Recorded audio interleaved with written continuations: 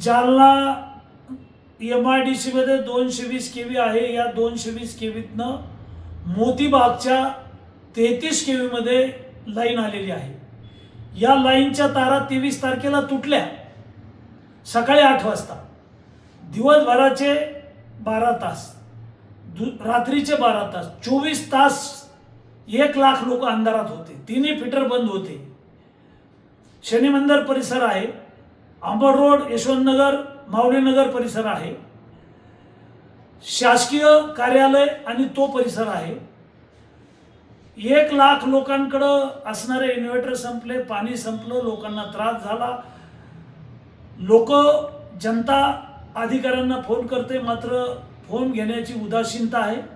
मी सतत कार्यकारी अभियंता, अधीक्षक अभियंता यांना सूचना केल्या आणि तातडीनं ह्या तारा जोडा आणि शहराची लाईन क्लिअर करा अशा प्रकारच्या सूचना दिल्यानंतर 24 तासानंतर लाईट सुरू झाली. जालना शहरात आणि जिल्ह्यामध्ये माननीय मोदीजींच्या सरकारच्या वतीनं, माननीय देवेंद्र फडणवीस साहेबांच्या सरकारच्या वतीनं वेगवेगळ्या योजना मंजूर केलेल्या आहेत आणि साधारणतः 300 कोटी रुपये या जिल्ह्यामध्ये वेगवेगळ्या योजनेतून मंजूर आहेत. मात्र ही कामं होत नाही आहेत.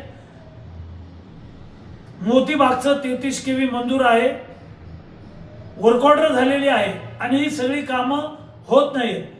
इन्फ्रा कंपनीची उदासीनता, इन्फ्रा कंपनीचे कार्यकारी अभियंता, अधीक्षक अभियंता आणि वीज वितरण कंपनीची उदासीनता.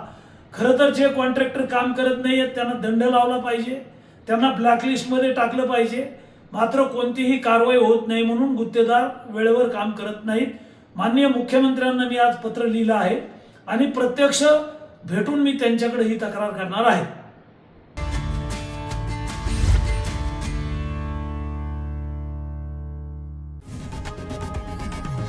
लोकशाही मराठी ऐका, पहा, जागरूक रहा.